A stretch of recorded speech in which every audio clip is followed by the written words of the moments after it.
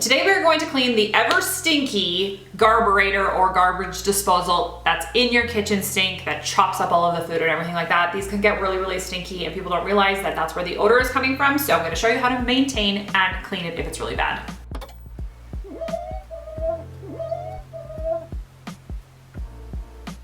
So carburetors or garbage disposals get pretty gross and stinky if you don't clean them very often. They have this rubber thing in the bottom of the sink, and a lot of the time the back flaps have food slimed and stuck on it for years. That can be the source of your stink, but you still want to clean the inside of it. So we have some baking soda, I have some vinegar, and then I'm going to use a pot of boiling water. So I have about half a cup of baking soda here, and I'm going to dump it into the drain so that I can absorb some of the stink.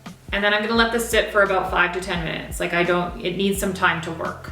And then I'm going to turn on the carburetor for just like a millisecond here just to get the baking soda all up on the walls and on all of the blades and everything, just so that it can absorb any stuck on food, grease, whatever.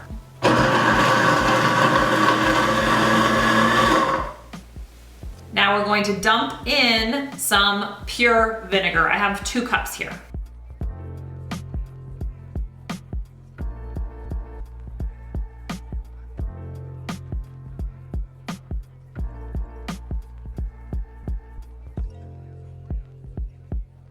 Now I'm going to go in with a pot of boiling water.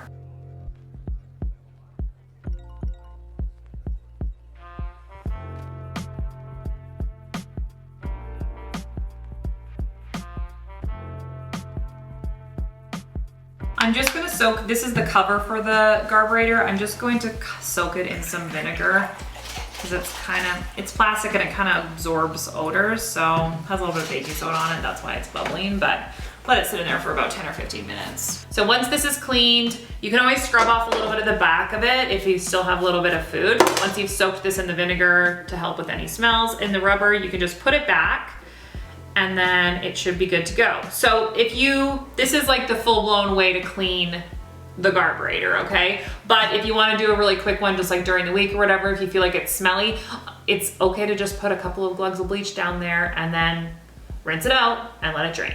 So I personally love having a carburetor. I've lived in a house with one. I've lived in houses without them. I love having them, but love them or hate them. It just depends on what type of a person you are. But if you do have one, make sure you keep it clean.